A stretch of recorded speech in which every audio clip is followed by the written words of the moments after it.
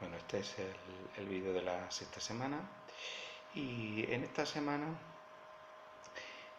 la guía nos dice que el tema principal de la semana es que la meta de la evangelización según el Nuevo Testamento no es producir convertidos sino discípulos. Y esto en cierto modo es continuar con lo que ya hemos visto en las semanas anteriores, incidiendo en lo que en la continuidad que debe existir entre la pastoración de conservación y la pastoración de evangelización. Como ya decíamos en su momento, normalmente se suele hacer una distinción, incluso una separación entre la función de pastor maestro y la función de pastor evangelista, o entre la pastoración y la evangelización o la misión. Ya decíamos en aquel momento que no debemos entender una separación y mucho menos una oposición entre la pastoración y la evangelización, o la pastoración de conservación y la pastoración de evangelización, sino que tenemos que verlo en continuidad. Y esta es la idea fundamental que nos vuelve a incidir en esta semana desde el punto de vista de la finalidad de la propia evangelización, que no sería la de producir convertidos, como se produce industrialmente cualquier producto. Pues no sería que la Iglesia es la gente que produce convertidos en masa, y cuanto más mejor, sino el objetivo es la de hacer discípulos. Y el discipulado lleva no solamente a una adscripción nominal, experiencial o cognitiva desde el punto de vista superficial a un conjunto de verdades o una experiencia concreta, o a una incorporación superficial a una iglesia, sino que va mucho más allá. El hacer discípulos es seguir a Jesús, incorporarnos a su iglesia, pero desde una manera, desde un punto de vista que incorpora un estilo de vida, incorpora una manera de pensar y una manera de vivir. En la unidad nos trae un autor que es William Abraham, que entiende la evangelización como un proceso de incorporación en la participación del reino de Dios. Y en ese sentido, leo aquí en la guía que la evangelización tiene que ver con la iniciación a través de la Iglesia, la participación de la Iglesia y la participación del reino de Dios. La Iglesia como un anticipo de esa realidad escatológica que llamamos reino de Dios. Entonces, en ese sentido, la evangelización estaría más cerca de una iniciación, y que debe tener diferentes aspectos, que sería la dimensión experimental, que debe existir una conversión, y hablamos en su momento de una dimensión experiencial que necesariamente debe ser plural, como decimos en aquel momento, en semanas anteriores, una dimensión moral, una dimensión teológica, en relación a adquirir pues el conocimiento teológico de toda la Iglesia, la dimensión funcional a través del descubrimiento de los dones espirituales y de trabajar como agentes del reino de Dios, y una dimensión disciplinaria. No me gusta la traducción que hay aquí, sería mejor hablar de dimensión de disciplina vocacional o disciplina de vida, más que disciplinaria, que tiene que disciplinaria el castellano tiene que ver con disciplina punitiva, es decir, con un cierto castigo, pero aquí no se refiere a eso, sino las disciplinas clásicas de la vida cristiana, que son representadas por la oración, el ayuno y los medios de gracia habituales, ¿no? Esta sería la propuesta de Abraham. Yo planteo otra perspectiva, que sería la que sería la siguiente. Estamos manejando en esta asignatura conceptos de cultura y de sociedad, y hemos dicho ya anteriormente, lo hemos explicado, y hemos dicho que no hay ser humano sin sociedad y ser humano sin cultura.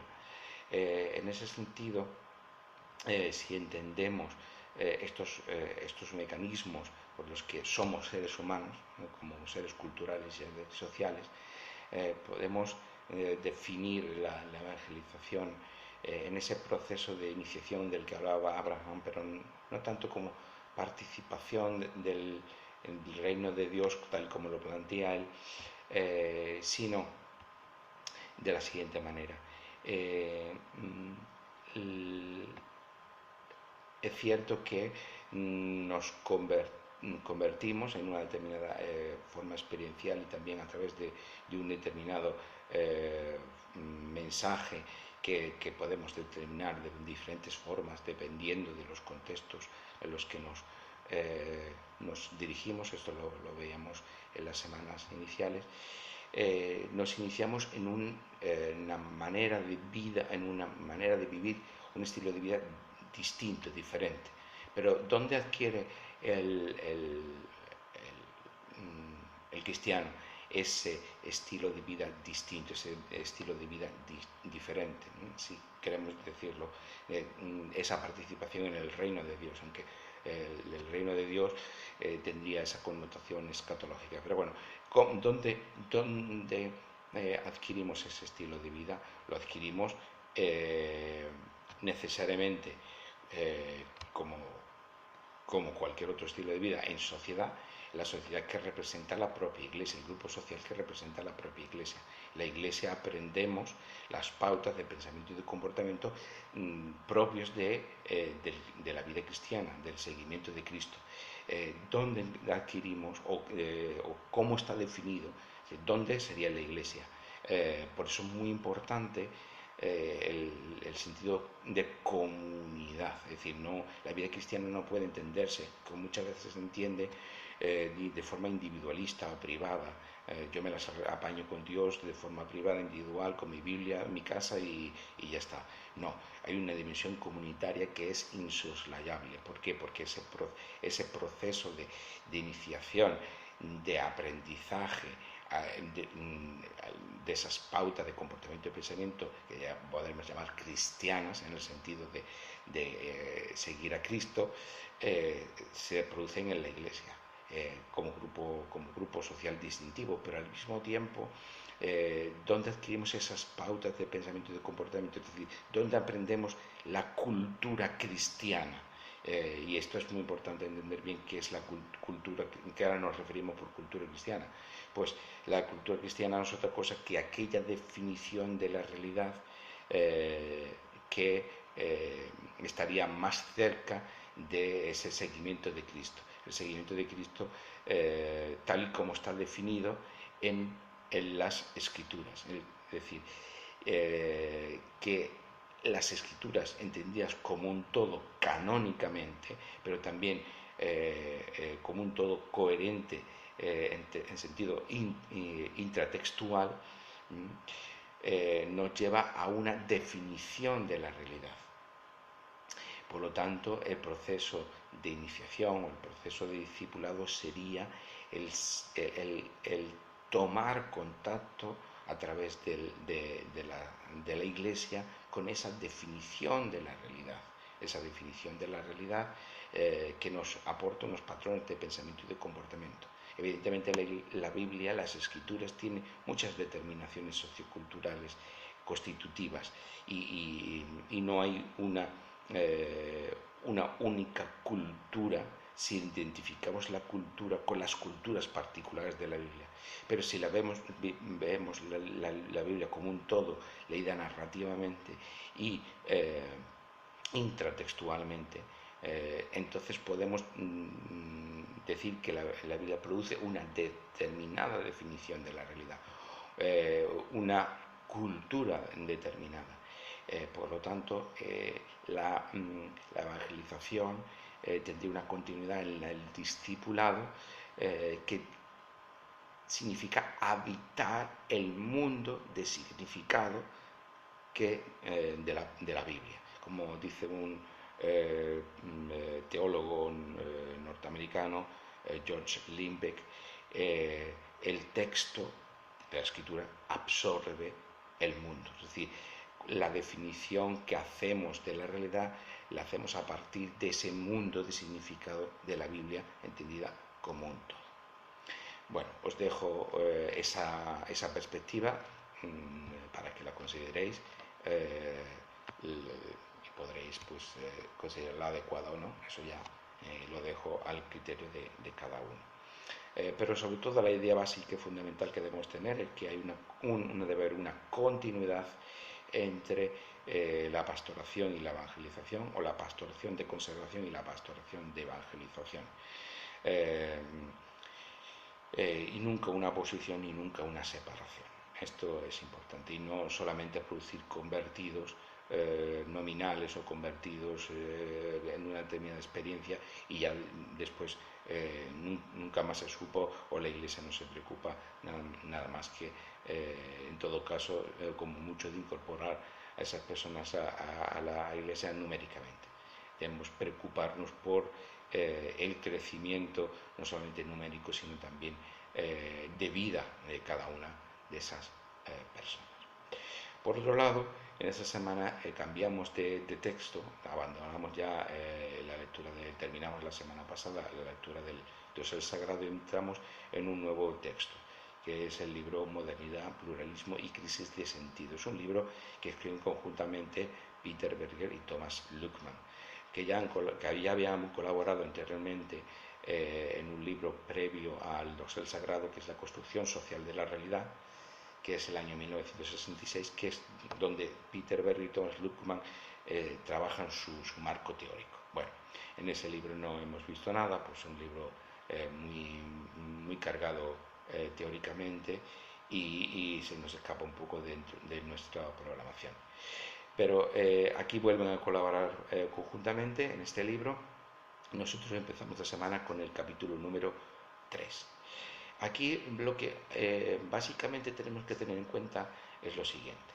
En el Dosel Sagrado veíamos que Berger postulaba que la modernización, cuyos portadores primarios son pues, el capitalismo, la industrialización, la urbanización, etc., llevan a la secularización, y que uno de los efectos de la secularización es el pluralismo, la sociedad plural. Esto lo veíamos en el Dosel Sagrado. Pero es que a partir de los años 90 Berger cambia su orientación. Y aquí vamos a ver en este capítulo y en este libro del año 1997, en los que Berger va a cambiar su orientación en el sentido, antes hemos dicho, modernización lleva a secularización y secularización a pluralismo. Aquí cambia a que la modernización produce pluralismo y el pluralismo produce secularización.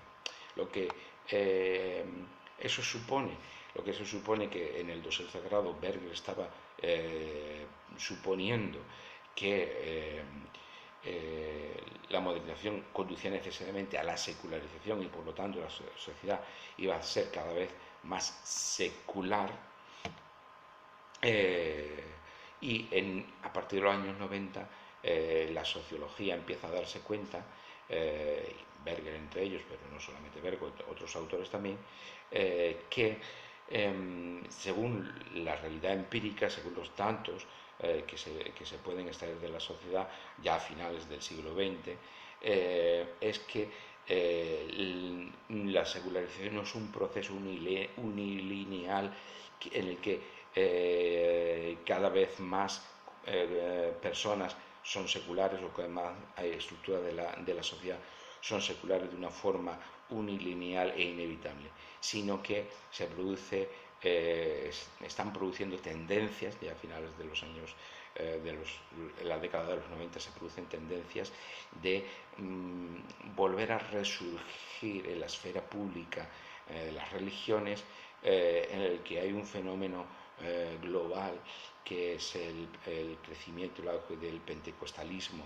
como un fenómeno de entidad global que está surgiendo en América Latina, en África y en Asia con una fuerza muy importante, o que las tendencias islámicas o los movimientos islámicos también están surgiendo con mucha fuerza, incluso en Occidente. Esto lleva a postular que la sociedad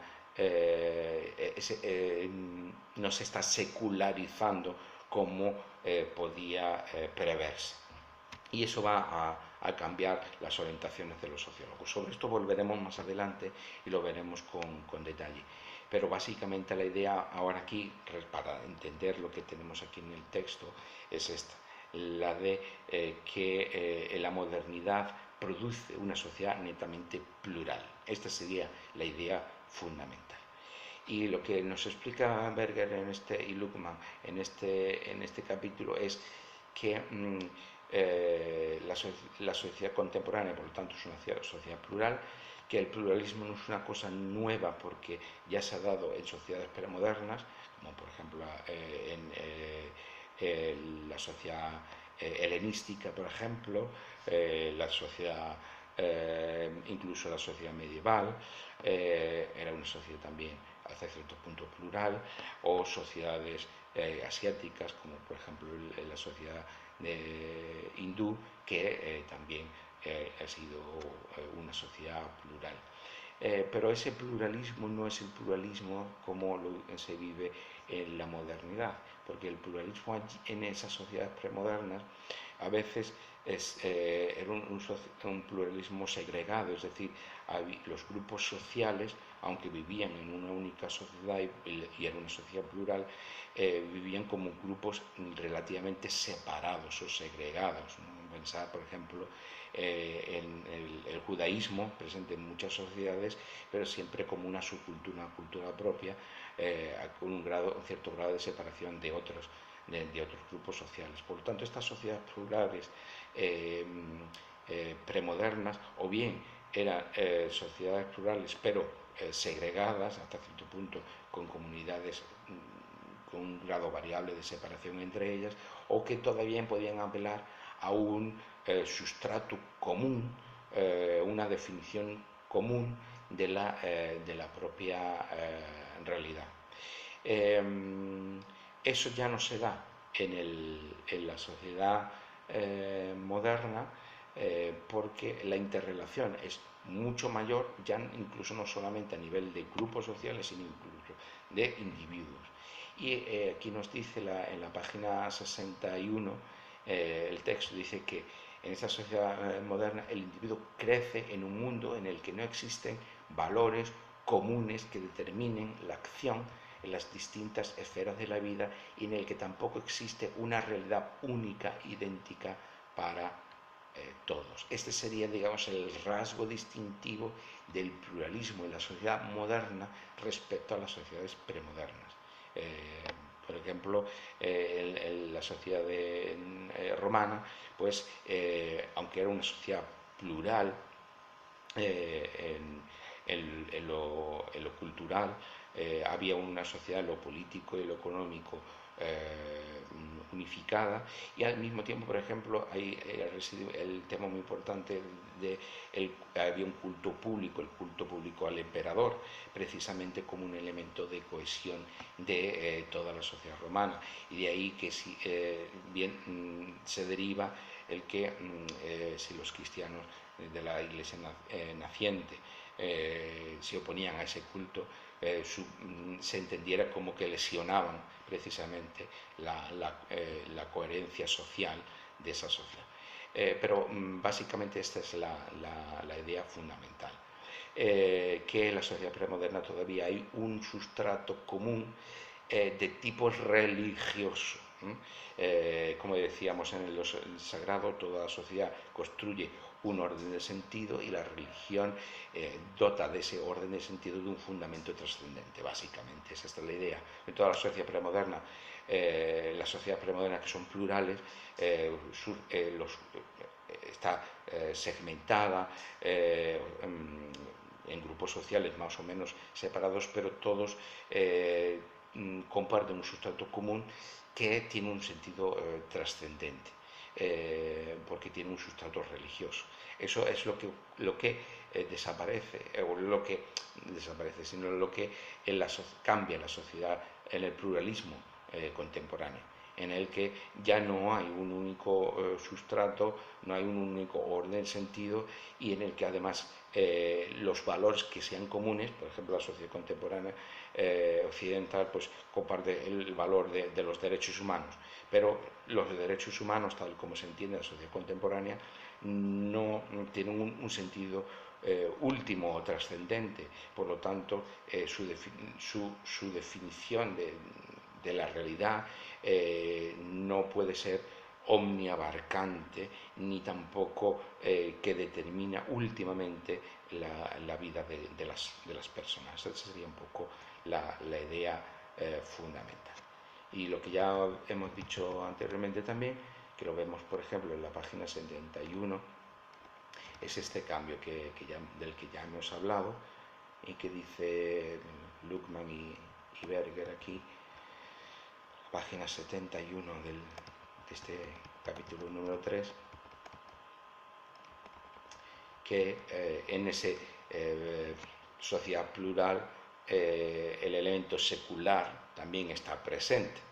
Depende de las sociedades contemporáneas, el elemento secular tiene más o menos fuerza, pero ese elemento secular está presente y que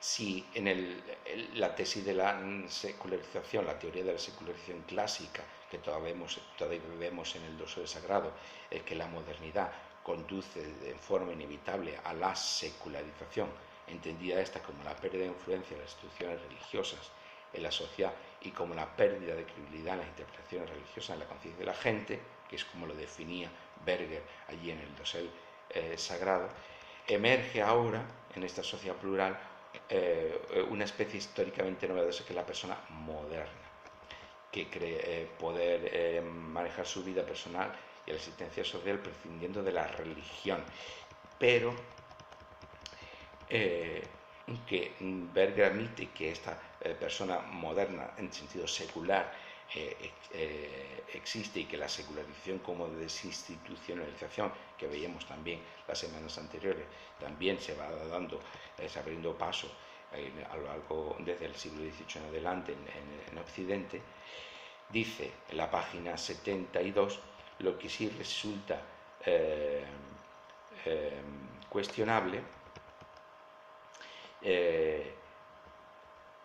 es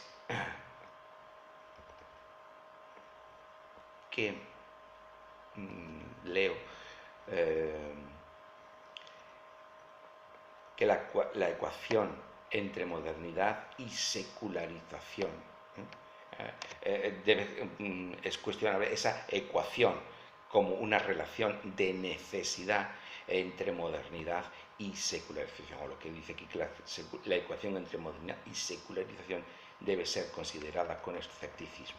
Y esto es por eso, porque se empieza a constatar que en los datos empíricos esa secularización como un proceso unilineal en el que a medida que crece la modernización, crece también la secularización de una forma irreversible y unilineal, realmente no se está produciendo. Y esta es la cuestión básica.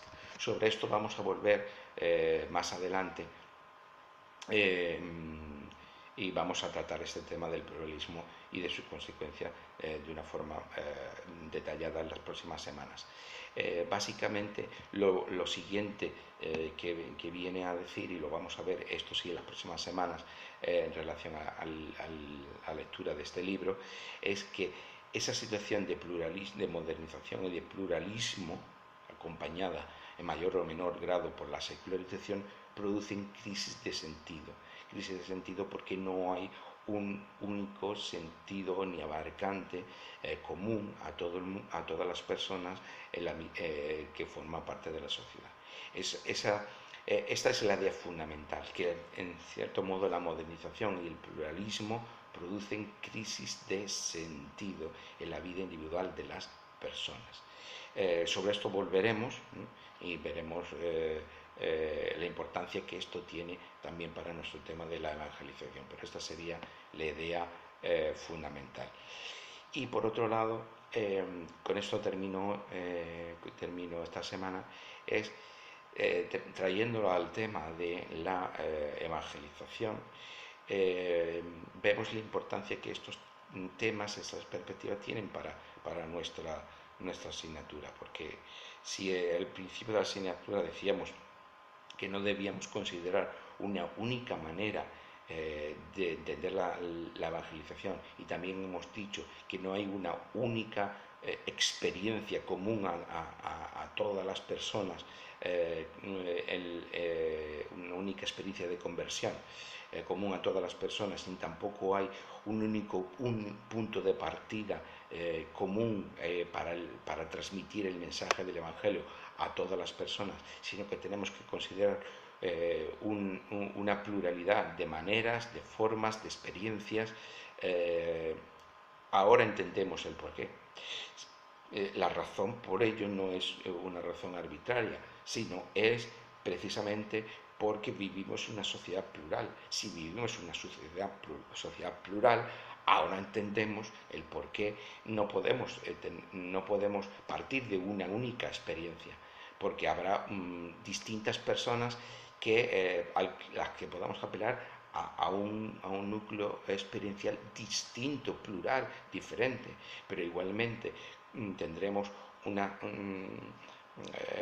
en esta sociedad plural la suficiente diversidad de contextos sociales, culturales y personales para los que necesitemos transmitir el Evangelio desde unos puntos de partida distintos y en unos contextos distintos. ¿Por qué es esto? Porque vivimos una sociedad plural. Por lo tanto, ahí entendemos la importancia de entender la sociedad que vivimos como una sociedad plural. La sociedad de mis abuelos no era una sociedad plural como la sociedad actualmente en España. Los retos allí eran otros. Pues esto es importante. Y si convenimos, y esto lo veremos las próximas semanas, que la modernidad produce una crisis de sentido, en cierto modo lo veíamos también en el Dios Sagrado, también esto afecta a nuestra forma de entender la evangelización y transmitir esa evangelización, porque evidentemente uno de los objetivos fundamentales con los que tendremos que tratar serán esas crisis de sentido que produce la sociedad contemporánea plural y secular. Por lo tanto, todos estos temas vamos a seguir viéndolos en las próximas semanas, vamos a seguir estudiándolos, pero los dejo como para que vayamos siendo capaces de interrelacionar todo lo que vamos leyendo, todo lo que vamos viendo y todo lo que vamos considerando respecto a nuestro tema de la secularización. Como siempre, como cada semana, dudas al foro, y os espero allí para seguir compartiendo y seguir aprendiendo juntos. Que tengáis buena semana.